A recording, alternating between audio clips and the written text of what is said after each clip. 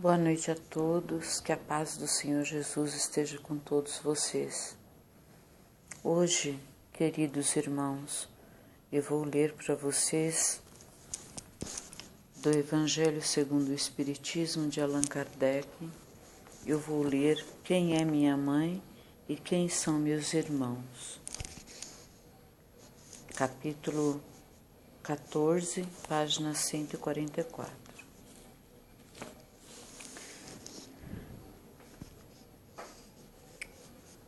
No inciso 5 diz o seguinte: E tendo chegado à casa, nela se reuniu tão grande multidão de povo que não podiam mesmo tomar seu alimento.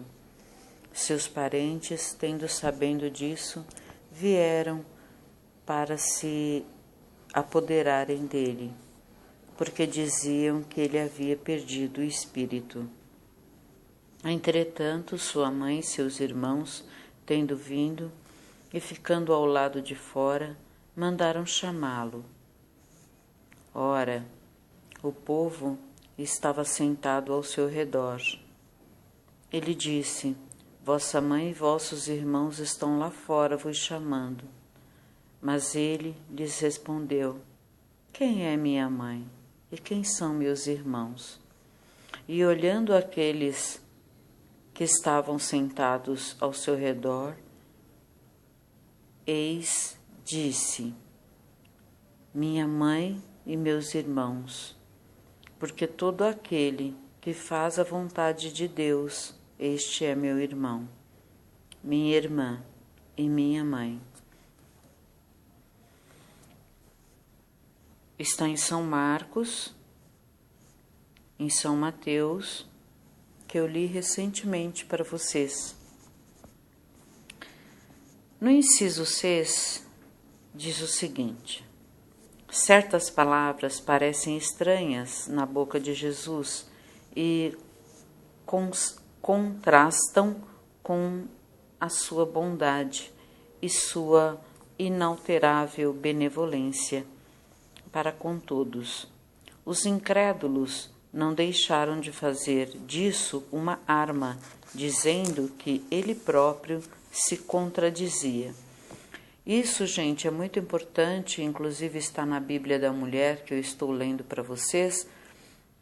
É muito importante, quando lermos a Bíblia, não lermos apenas um trecho, isso é muito arriscado, muito perigoso, porque muitas vezes você lê apenas um parágrafo ou apenas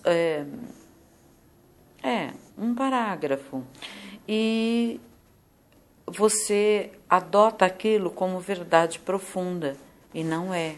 Muitas vezes, por Jesus ter falado muito em parábolas, que foi a melhor maneira, a melhor forma que ele encontrou de fazer com que as pessoas entendessem a palavra de Deus.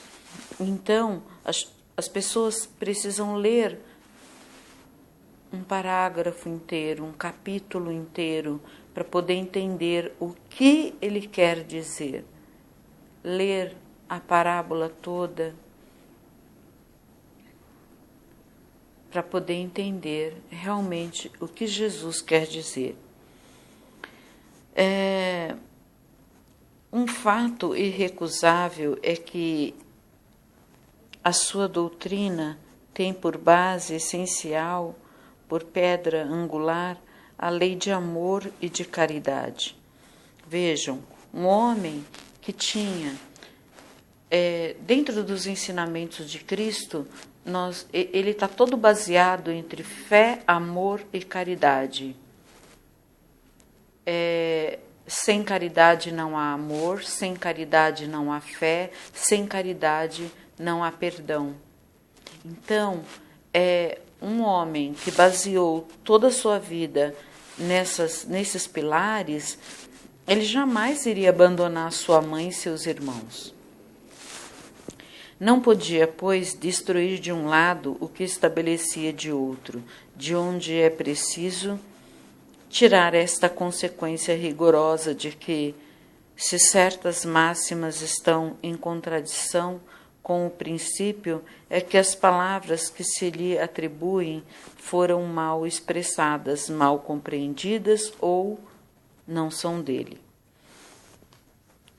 No inciso 7, admira-se, e com razão, ver nessa circunstância Jesus mostrar tanta indiferença para com seus parentes e, de alguma sorte, renegar sua mãe. No que tange a seus irmãos, sabe-se que não tiveram jamais simpatia por ele. Imaginem, gente, hoje as pessoas têm aversão, têm medo, têm horror ao espiritismo. Há diversas, como que eu posso dizer, os espíritas kardecistas não respeitam os espíritas da Umbanda, do Candomblé, e vice-versa. Então, não são todos, tá? Eu estou falando de algumas pessoas. Porque eu falo isso porque eu já vi espírita kardecista maltratar uma pessoa dizendo que ela lhe parecia uma pombagira. Então, nós temos que tomar muito cuidado quando falamos em relação a outras religiões, a outras maneiras de chegar a Deus. E imaginem os irmãos de Jesus, eles tinham uma certa aversão, porque Jesus, desde pequeno, ele já falava de Deus, ele já falava do Pai dele, que era Deus. E as pessoas não entendiam. Por que ele fica falando que o pai dele é Deus, sendo que o pai dele está aqui, o pai de sangue, que era José? Então, isso era muito complicado para as pessoas, né? Espíritos pouco avançados não tinham compreendido a sua missão, sua conduta, a seus olhos, era bizarra, e seus ensinamentos não lhes haviam tocado, uma vez que não houve nenhum discípulo entre eles. Parecia mesmo que partilhavam até um certo ponto das prevenções dos seus inimigos. É certo, de resto, que o acolhiam, mas como estranho do que como irmão, quando ele se apresentava na família. E São João disse positivamente que não acreditavam nele. Então, é o que eu acabei de dizer a vocês. Quanto à sua mãe, ninguém poderia contestar sua ternura por seus filhos, mas é preciso convir também que ela não parecia ter feito uma ideia muito justa da sua missão, porque não se a viu jamais seguir seus ensinamentos, nem lhe prestar testemunho como fez João Batista. A solicitude maternal era nela o sentimento dominante. A respeito de Jesus, supor-lhe ter renegado sua mãe seria desconhecer-lhe o caráter. Um tal pensamento não podia animar aquele que disse: honrai a vosso pai e a vossa mãe. É preciso, pois, procurar um outro sentido para as suas palavras, quase sempre veladas sob a forma alegórica.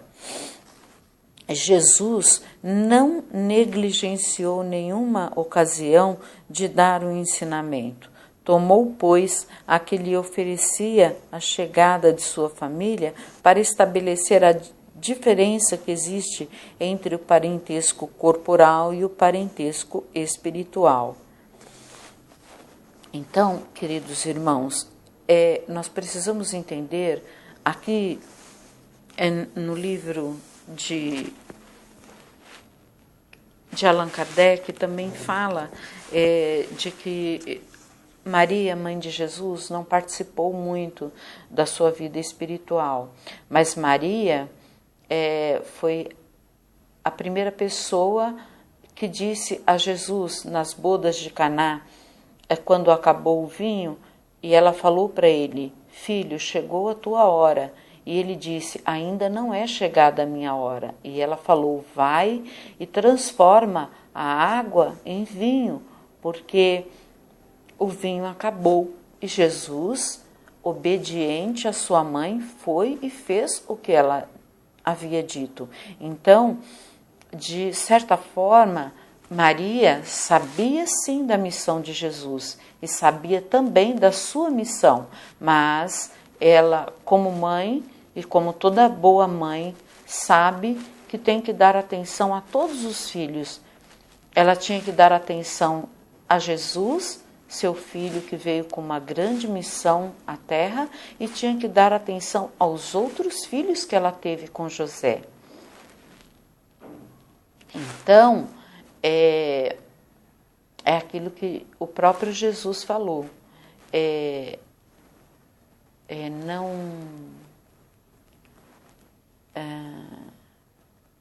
Me fugiu agora a memória. Não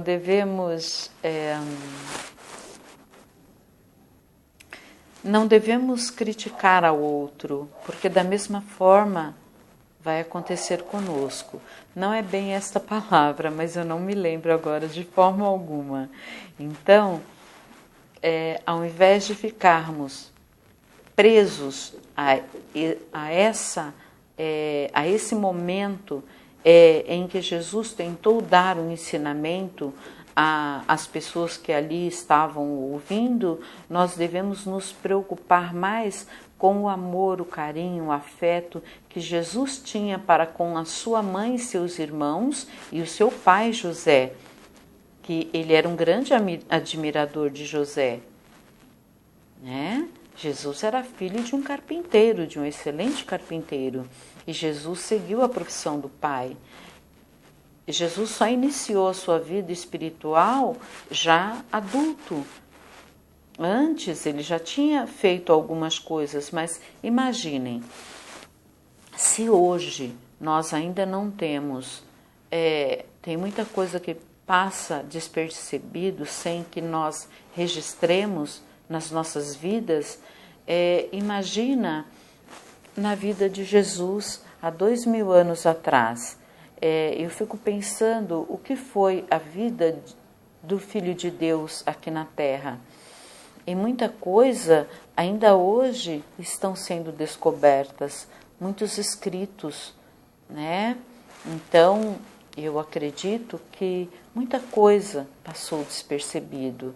Tanto é que quando você lê o Novo Testamento, você, em algumas situações escritas por Mateus, Marcos, João, Lucas, você vê algumas situações são repetidas, né? Porque elas não são escritas igualmente, mas é o mesmo assunto escrito de forma diferente.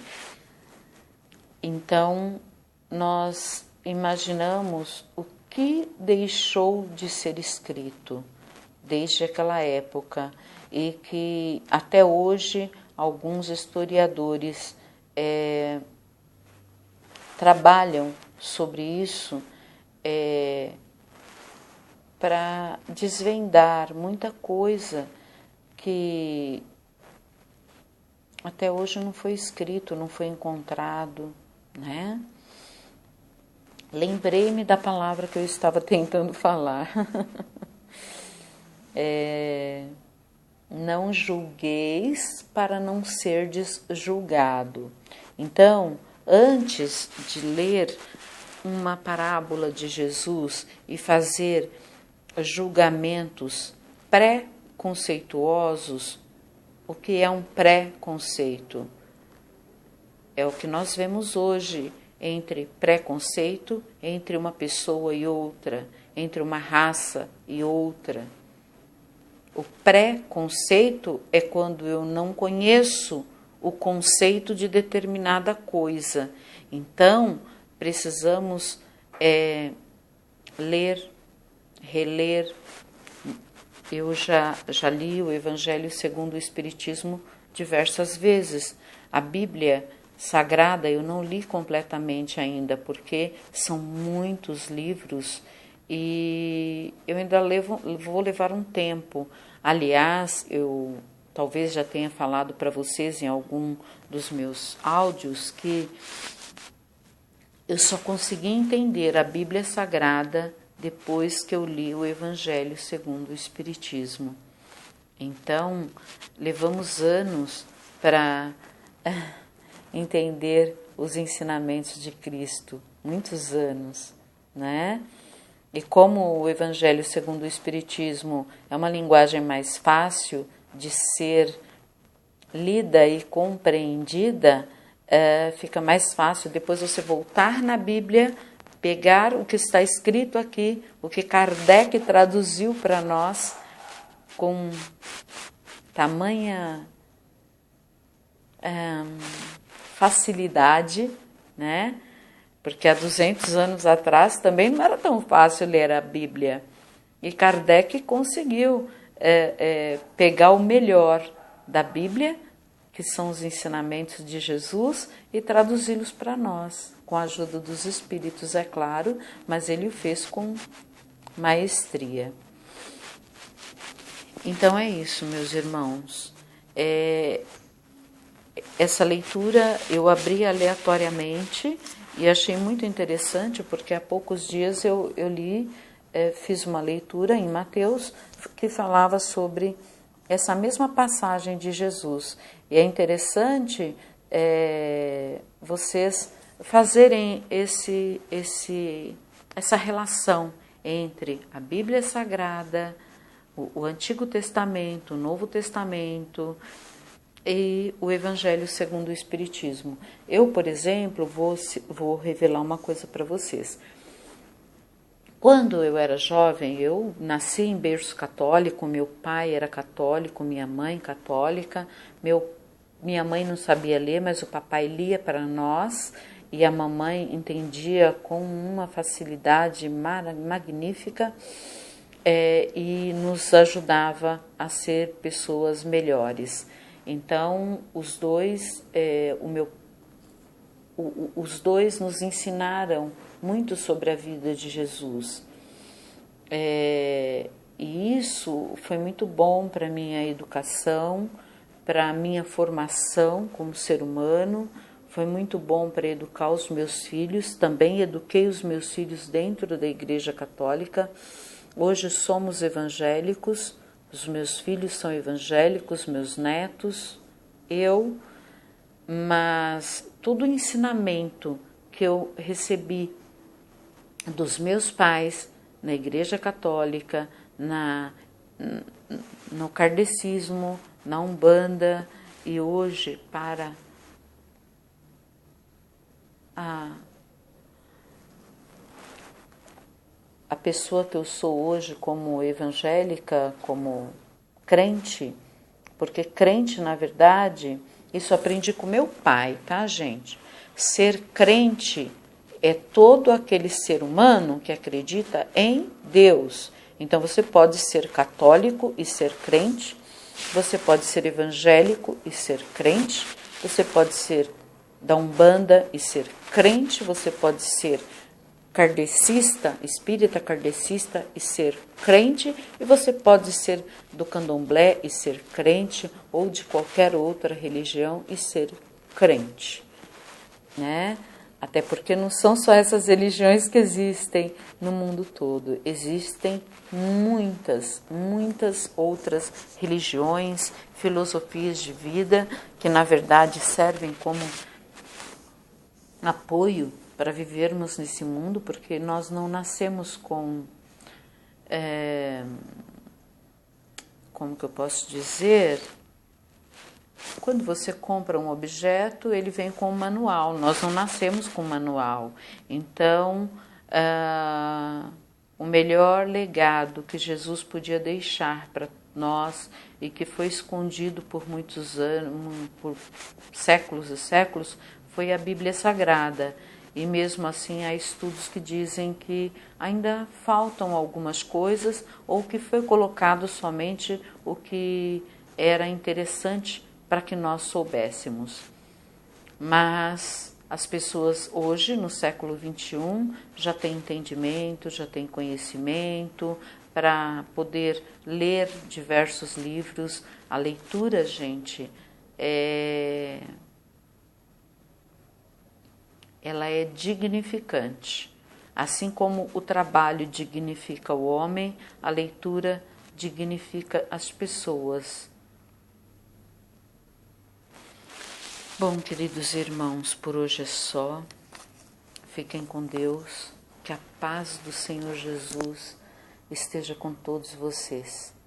Eu peço a Deus, ao Divino Espírito Santo de Deus, a nosso Senhor Jesus Cristo, que nos traga paz, saúde, proteção e prosperidade para mim, para os meus filhos, netos, genro, nora, para todos os meus familiares, para todos os nossos amigos e para todos vocês e seus familiares e amigos que estão ouvindo esse áudio agora. Fiquem com Deus, que a paz do Senhor Jesus esteja presente em suas vidas, trazendo muita paz, muita saúde e tudo de bom que você e todos os seus merecem.